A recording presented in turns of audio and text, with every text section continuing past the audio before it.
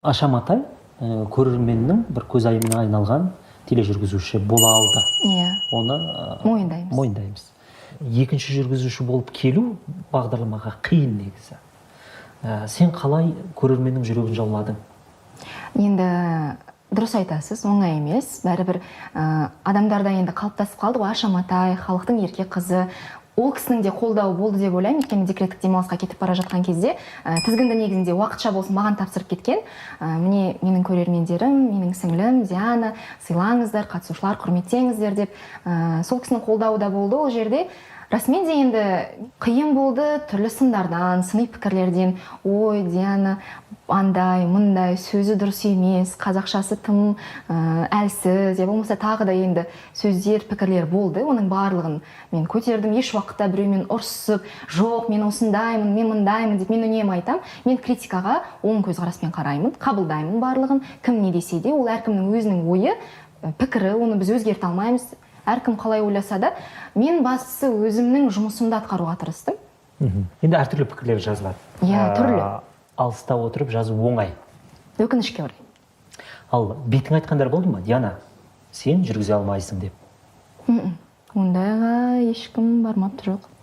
Яғни бетке айтуға? Бәлкім бетіме күліп қарап, ішінде ойламаса, бірақ енді Диана, сен жүргізе алмайсың деп айтқан адамдар болмады.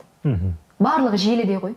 Критиктердің барлығы отыратын, жиналатын жері ол желі Инстаграм. Енді бір сұрақ. Неге біздің қазақ желіде сыншыл? Бұл сұрақ енді өте өзекті. Өйткені қазір әлеуметтік желіде бір ашынған адамдардың ащы пікірлері, сондай бір өмірге деген реніштері соншалықты көп пе екен, әйтеуір өзгеден өзінің бір өшін алғысы келіп тұрады. Өзі бір жерде бір жетістікке жете алмай, жетістікке жеткендерді көре алмайтын, ой, ол танысы бар, ол андай түк жүргізе алмайды, я болмаса ана актерларды сынап, ой, бұның ойыны өтірік, мен болсам басқаша ойнайтын едім, бірақ сен қайдасың? Неге сен мықты болсаң, сондай пікірді жаза алсаң, сен неге сол кадрда емессің? Сен неге сол кинода түспейсің? Сен неге сол бағдарламада отырмайсың? Ол бір өмірде белгілі бір комплекстері бар, және белгілі бір деңгейге жете алмаған, өзінің бір арманын жүзеге асыра алмаған адамдардың сондай бір өздерін солай тынышталдыра ма екен, білмеймін. Ақпарат әлемі екіге жарылды.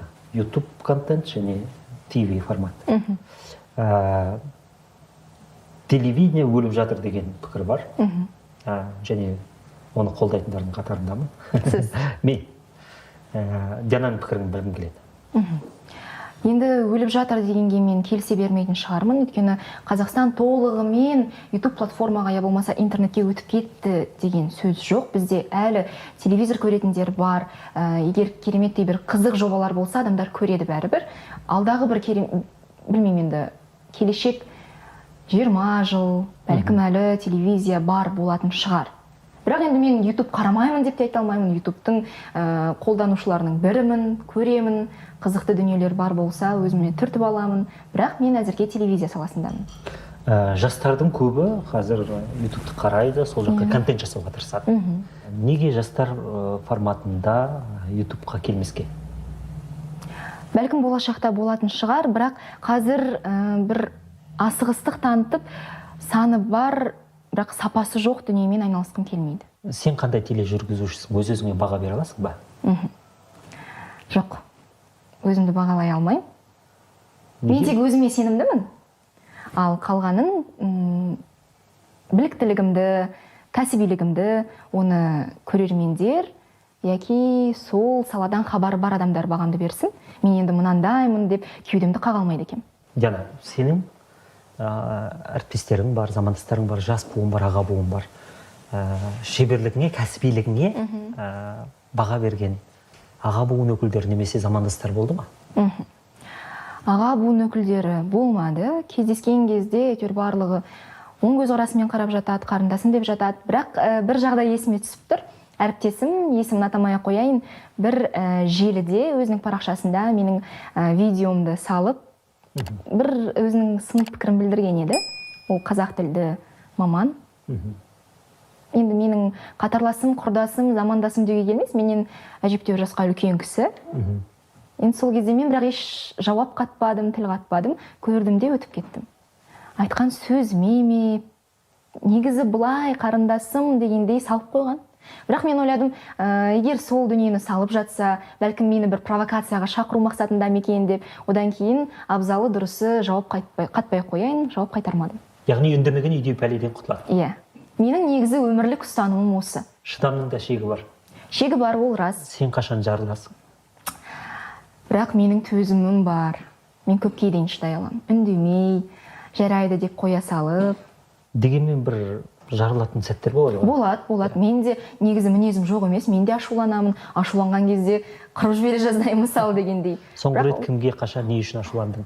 Соңғы рет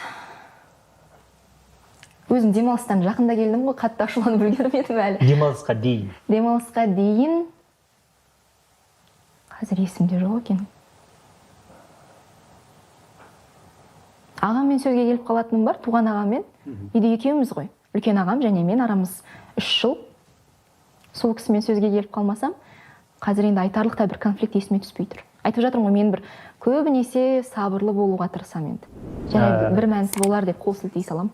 Ағаң қатты қадағалай ма қарындас ретінде? Иә, өте қатты мінезді. Өйткені мен осы жаққа келгеніме қанша жыл болды? 2013-те келсем, біраз жыл болды ғой енді. Ағамның көзқарасымен, ағамның қарауымен жүрдім.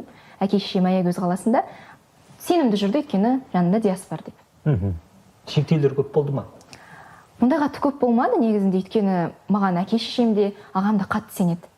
Сен басың бар, ақылың бар, өзің шешесің. Өйткені мен бәрібір ағамның қарамағында жүрсем де, мен өмір бойы, міне 25 жыл бойы мен тәуелсізбін. Сен қабылдаған қате шешім? Әзірге болмады. Мүмкін емес қой, 25 жыл қателеспін. Енді сондай бір қатты өкіндіретіндей болма, тіпті болған күннің өзінде мен ойлаймын өкінуге болмайды. Праймеризге қатысты? Қатыспадым. Бас тарт. Дегенмен де сенің атыңды оқыдым. Иә, бар болды, өйткені мені ұсынды ғой. Кейіннен мен өзім хабарласып, жоқ, мен қатыспаймын деп бас тарттым. Және ол өте дұрыс шешім болды деп ойлаймын. Қазір мен ойлаймын, мен ондай бір қызметке отыратындай саяси білімім жеткіліксіз деп ойлаймын. Және мен үнемі айтамын, егер менің бір дүниеден хабарым аз болса, мен ол дүниені қолға алуға тырыспаймын. Бізде енді депутат болуға үйреніп қалған актерлер де бар, спортшылар да бар ғой. Халық адамдар келеді, бірақ біз ешқандай нәтиже көрмейміз. Мен сондай болғым келмеді. Отыруын отырып алды да, қолынан іс келмейді, әйтеуір отыр. Бірақ мен қарсымын, депутат болуым болып алып, бірақ тек қана атақ үшін бір болады ғой, бір галочка үшін. Не үшін? Істей алмаймын олай. Ал 25 жасында депутат болған Мади Ахметовке көзқарасың? Мади Ахметовті мен жақсы танимын. Біз бір жылдар оқығанбыз Қазақ ұлттық университетінде. Ол депутат болған кезде мен тіпті барлығы оны сынаған кезде қолдауға тырыстым. Өйткені мен ол баланы білемін. Ол қанша жыл жастар саясатында жүрді. Одан кейін осындай бір халыққа пайдасын тигізу үшін аянбады.